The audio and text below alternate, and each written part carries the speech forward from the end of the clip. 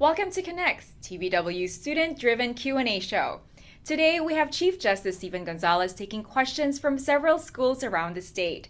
Chief Justice González was elected to the Washington State Supreme Court in 2012, and in January of this year he assumed the role of Chief Justice. Thank you for joining us, Chief Justice. Tell us a little bit more about yourself. Thank you. I'm Chief Justice Steven González. I am the Chief of the Washington Supreme Court. And as Chief, in addition to the normal duties of a justice, I preside at our hearings and I speak on behalf of the court when we give the State of the Judiciary address or when we meet in public for other reasons. Our first question comes from Ella of Ballard High School. My name is Ella Casey and I go to Ballard, and one question I have is, what made you want to become a judge? Thanks for that question about why I wanted to be a judge. You know, I was practicing as a lawyer and I was perfectly happy doing that. I was actually recruited. Others urged me to apply. And then I got a call from the governor's office suggesting that I should add my name to the mix. No guarantee that I would be the one chosen, but I was asked to go ahead and apply. And so after talking to my family and other mentors that I have a relationship with, I decided to apply because when there's an opening, the governor gets to fill that on a temporary basis. So I was first temporarily appointed by Governor Locke to Superior Court. That's almost 20 years ago now. And then almost 10 years ago, Governor Gregoire appointed me to a vacancy on the Supreme Court. And then I had to stand that very same year for election and drew an opponent and had a contested race statewide and fortunately prevailed. Our next question comes from Mao. Hi, my name is Koishida. I'm a senior from Lake Washington High School in Kirkland, Washington. And my question is, what does a typical day look like for you as a state Supreme Court justice? Oh, great question. The typical day here varies quite a bit. On a day when we have oral argument because of the current pandemic situation, I'm the only justice in the courtroom. Previously, all 9 of us would be there and we'd arrive in the morning and be prepared, all lined up in our robes. But now there's less ceremony. I just put my robe on and sit down and I turn the camera on. And the other 8 justices are appearing remotely. And the lawyers who are arguing the case also are appearing remotely. And TVW does a great job of coordinating all of the camera shots and getting the discussion. It's really a conversation between the lawyers and the justices all on the screen. So on those oral argument days, we have generally 3 different cases that we hear with a break in between each. And then afterwards, we get together in a conference room. Now it's a virtual conference room, and we debate the case and then vote. And that decides who's going to write the opinion or opinions in the case. So that's what an oral argument day is like. On other days, I might have a speech that I'm giving, or I might be talking to legislators about the budget or another issue, or I might have meetings with trial court judges or with the Access to Justice Board or with the Minority and Justice Commission, for example, talking about issues that the judicial branch faces. So we have lots of meetings, and other days I'm preparing for the oral arguments that are coming up, reading the briefs that have been submitted by the lawyers. And then after we've heard the case, it might be writing or editing the opinion that we're going to issue. Other times I'm reading the draft opinions that my colleagues have written and deciding whether I'll sign that opinion, write my own opinion, or sign one of the other opinions that my other colleagues may be writing. From Lake Washington High School, we have Agustin with our next question. Hello, my name is Agustin Pace. I am a senior at Lake Washington High School. And my question to the Chief Justice is, how have your responsibilities changed in the last 4 or 5 so months as Chief Justice compared to when you were an Associate Justice for the last 8 or 9 years? Yes, so since January, I've been the chief, and it means that I'm on camera a bit more than I was before. I can't just be passive listening. I have to make sure that the meeting is running smoothly and that I'm introducing folks and pronouncing their names right when I introduce them. And I also have to organize a lot more meetings. So I have more administrative work than I used to have before. But it means I'm talking to judges and court administrators and lawyers throughout the state. learning about what's happening, what the problems are that are being faced in trial courts, and trying to help us fix those things. Thank you for that, Justice González. Our next question comes from Hadley. Hi, my name is Hadley Mollman, and I am a senior at Ballard High School in Seattle, Washington. My question concerns the position of Supreme Court Justice. How do you make sure you do your job with the most compassion and responsibility possible, and how do you handle the pressures of holding such a vital position? Thank you. It is a stressful job. I try to maintain a sense of humor. Of course, the things that your parents probably tell you, to eat healthy food and get exercise and make sure that you have good friends that you can talk to and enjoy life with and share your successes and your sorrows. In terms of how to maintain compassion, it's important, I think, to listen to your colleagues, to the lawyers who are arguing on behalf of the parties in the lawsuit, and then to make sure that you take time away from work too, so that you can come back fully charged and ready to start again. So taking care of yourself is vital to taking care of other people. Our next question comes from Morgan. Hi, I'm Morgan. I go to Giadroni. My question is, do you think judges should be appointed or elected? Well, that's a very good question. There are good arguments both ways, but they say that the right to elect judges is a right the people of Washington will never relinquish and never exercise. That's a bit of a joke, and it means that people have a hard time voting for judges because they don't know as much. We don't have a party affiliation, so there isn't a letter next to our name on the ballot. And so you really have to do some extra work to figure out who it is you would like to support to be a judge or a justice. Civics is really important. Understanding what each branch of government does, and vital to this question, what the judicial branch does, will help you choose. Because we're not supposed to be making promises to you about what we'll do on a particular kind of case, because we're supposed to wait and hear the arguments and the facts in the case and apply it to the law, which might change between now and when we hear that case. So it's important to understand that role, and then to listen to what others say about a judicial candidate, what their ratings are, and to see what they've done in the past. So I think that it's vital, if we're going to continue to elect judges, and I think we will, that we educate ourselves about who those judges are. And for appointment has its benefits, but I would prefer that the executive who gets to appoint not have unfettered discretion, that there be some minimum vetting or qualifications that the candidates have to meet before they can be appointed, just to make sure that we're choosing the best judges that we can.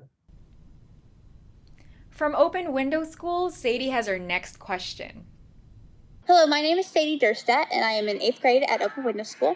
And my question is, I understand justices interpret the Constitution to best fit the people of the country and of Washington state. And due to the laws of federalism, federal decisions and court rulings take precedent over any state decisions made. How do you balance the laws and interpretations of the Washington state Constitution and the federal Constitution, while both applying the best interests of the citizens of Washington and still following federalism? Thank you. I apologize for disagreeing with the premise of the question a little bit. The federal Constitution, the US Constitution, is indeed the supreme law of the land, but it doesn't dictate the result in every case.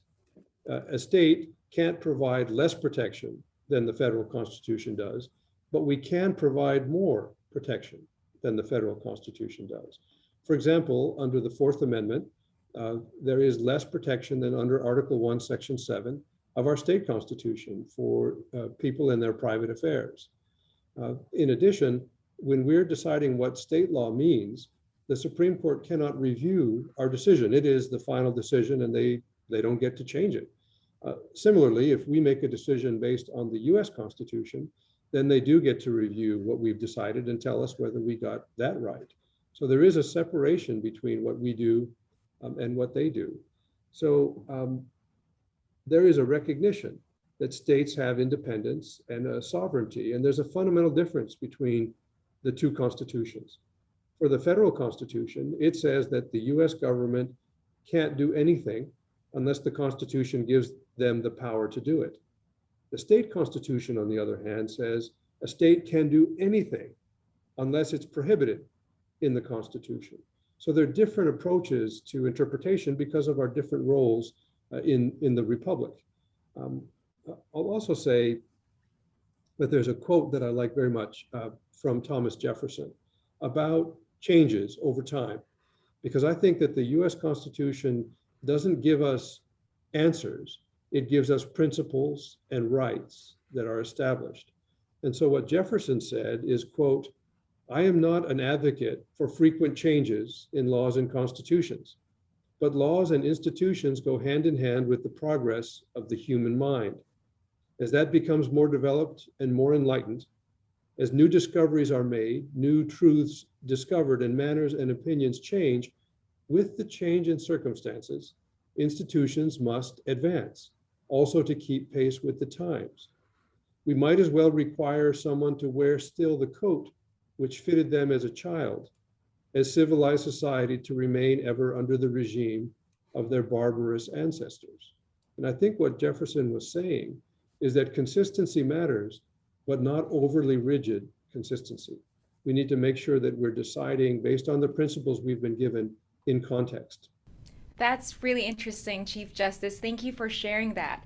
Our next question comes from Sophie. Hello, I'm Sophia, an 8th grader at Open Window. My question was, if the judicial system interprets the laws put in place by the legislative branch, does a judge or justice ever consult a law or statute's creators or the legislative branch in making their decision? Thank you. That's a really interesting question. And to answer that one, I've put up a different background. What you see behind me is an antique harpsichord in the governor's mansion. And on top of that antique piece of fine wood work is a sign that says, "Please do not place glasses or plates here." And you'll see there are two pairs of glasses. This pair is my pair of glasses. So the question is, did I violate that rule not to put glasses on that surface? I put this picture up as an example of the work that we do when we're trying to determine what the legislature meant. First, we have to read the statute that they've passed. And if we think that the meaning is plain and doesn't need explanation, then we're to apply it as it's written. But this one that says, "Please don't place glasses or plates here," is ambiguous because there's more than one kind of glass. You can have a drinking glass or you can have eyeglasses. And probably this sign was designed to protect that wood surface. And so they wouldn't want glasses with hot or cold liquids on there. But people might have a different view and might think that you shouldn't put any glasses on there, even the eyeglasses that I put on there. So what we do when we interpret statutes is we first try to apply the plain language. Then if it's ambiguous, we can try to figure out what they meant when they passed the law. We don't get to just pick up the phone or send an email and say, what did you all mean when you passed this? That's not an appropriate approach. But we can look at something called legislative history. And that's the record of what people said about the law when they passed it, the explanation and the note that might go along with that law. So we can read that to try to figure out what the intent was and apply it in a way that makes sense with those who made the law in the first place. Thank you. From Open Window School, our next question comes from Allie. Go ahead, Allie. Hi, my name is Allie, and I'm an 8th grader at Open Window School in Bellevue.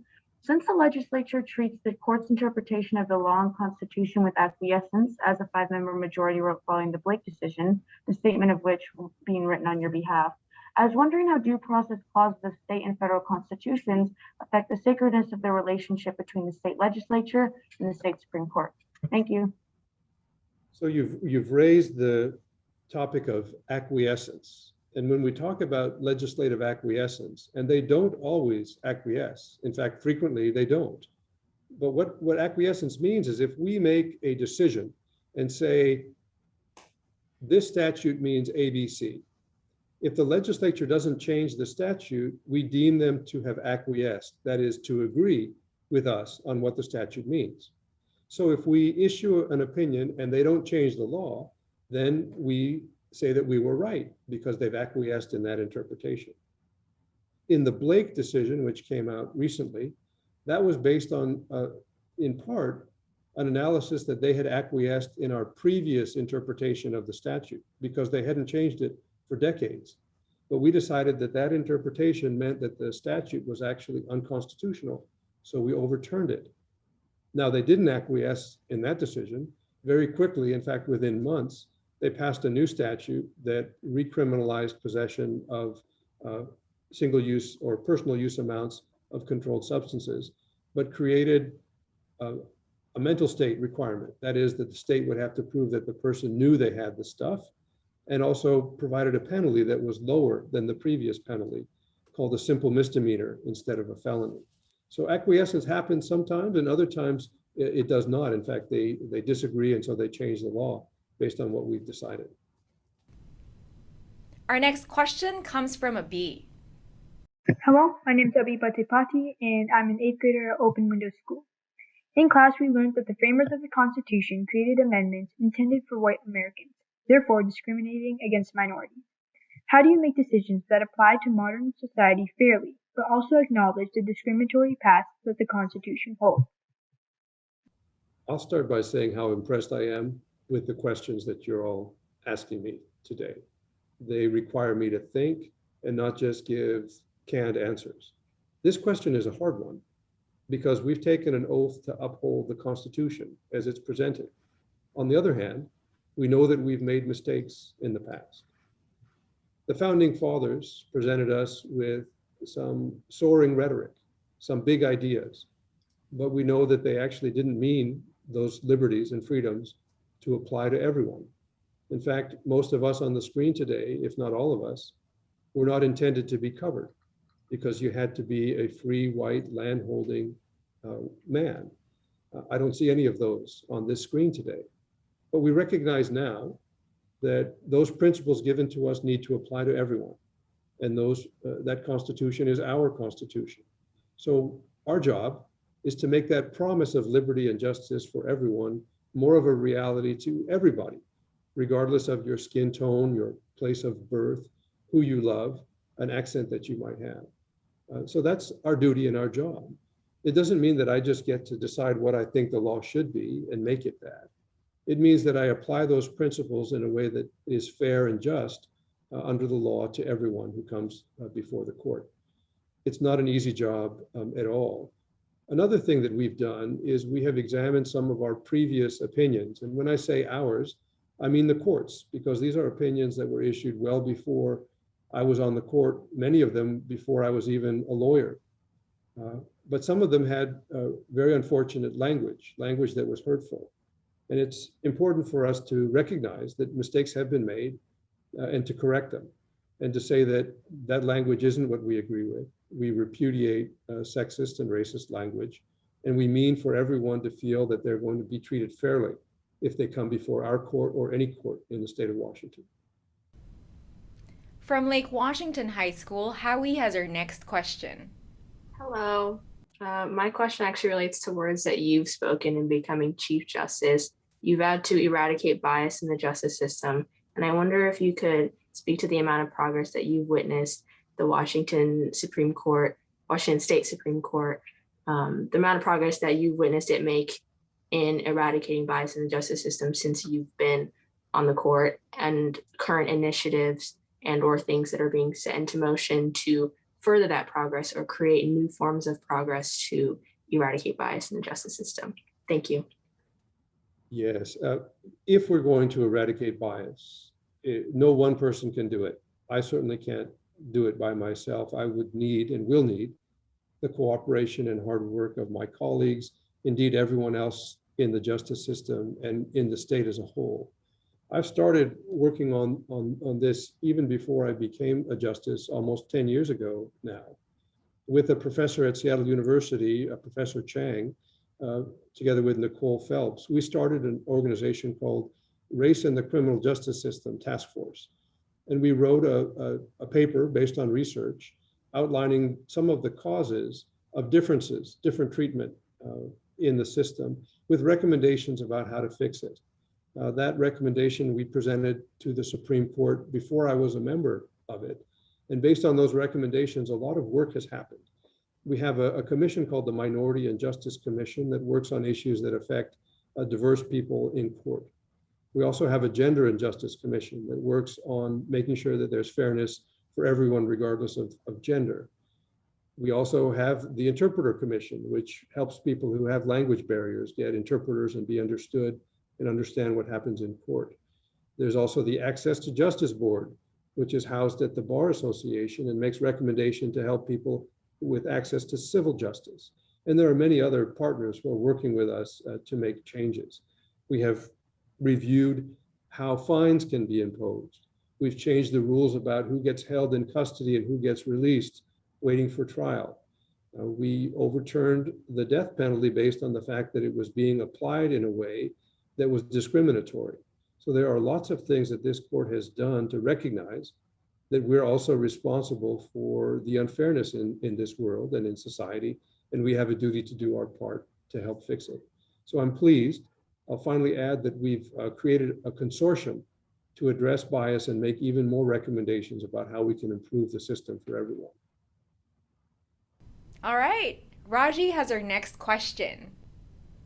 Hello, I'm Rajiv Nemani, and I was just wondering what type of discrimination you faced on your journey to becoming the Chief Justice of the Washington Supreme Court.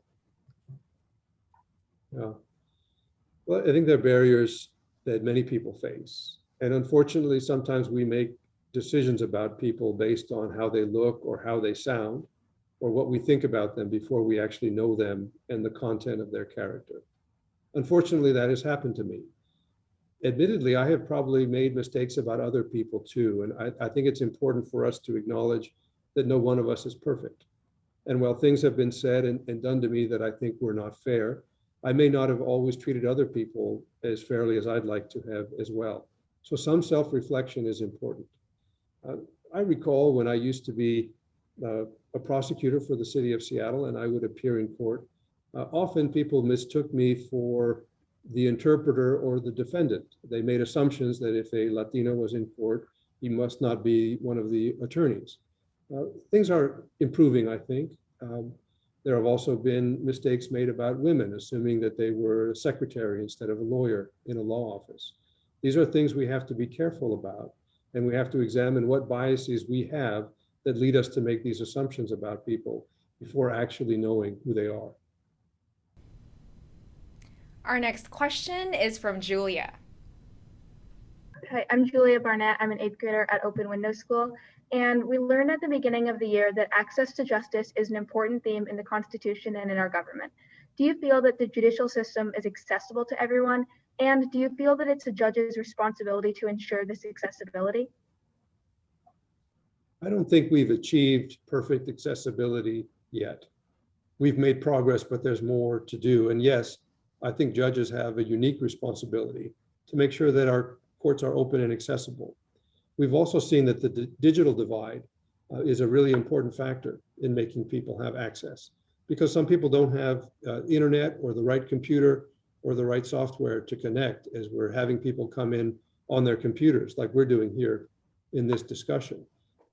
So we have to make sure that our libraries and our community centers have that access available, so that if you don't have it at home, you have another place you can go to come to court for your hearing if you have one, to petition for a protection order if you're being threatened.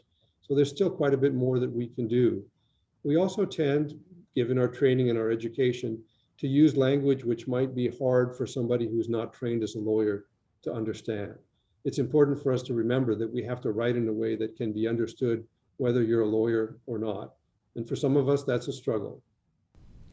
Hailey, go ahead with our next question. Hi, my name is Hailey, and I'm an 8th grade student at Open Window School. Throughout our humanities class this year, we learned about why different government officials selected their careers and the vision that they have for our future. What do you hope to change or implement in future years to improve equal treatment for everyone under the law? Thank you.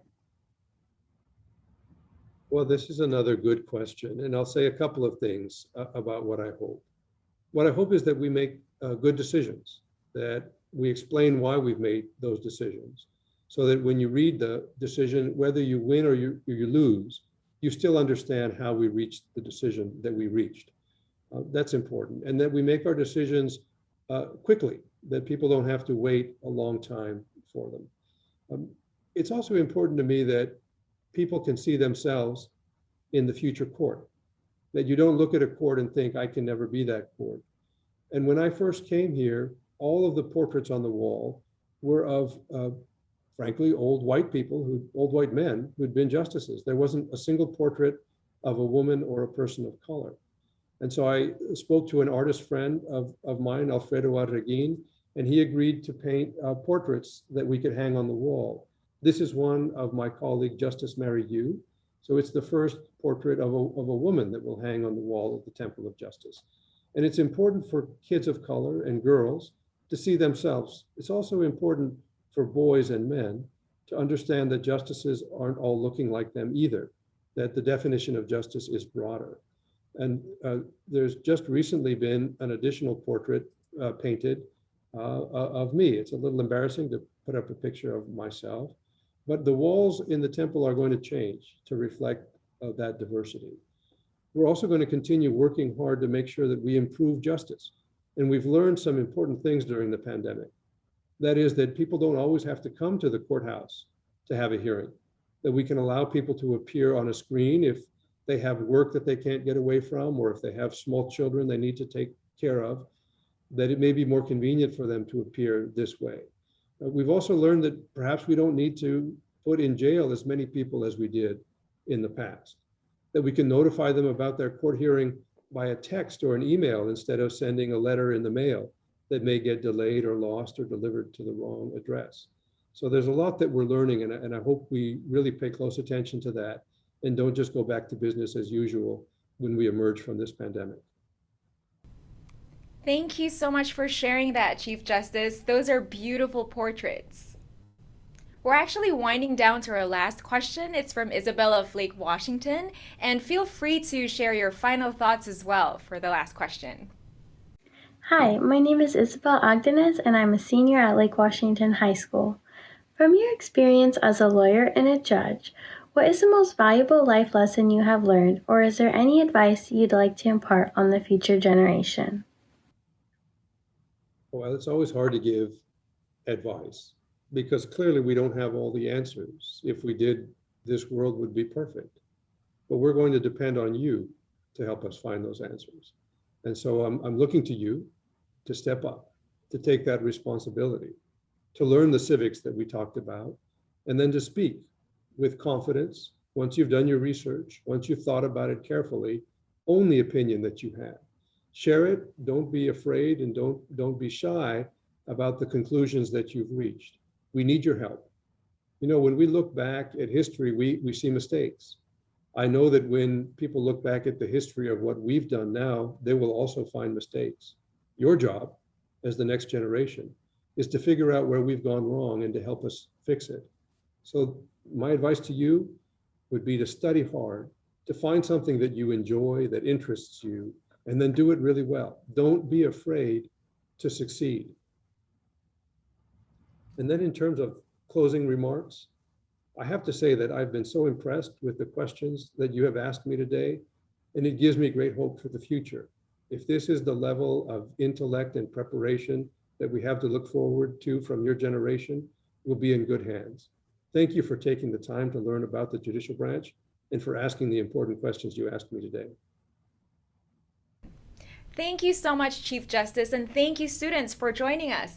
That wraps up our final episode of the school year. Join us again next time on Connect.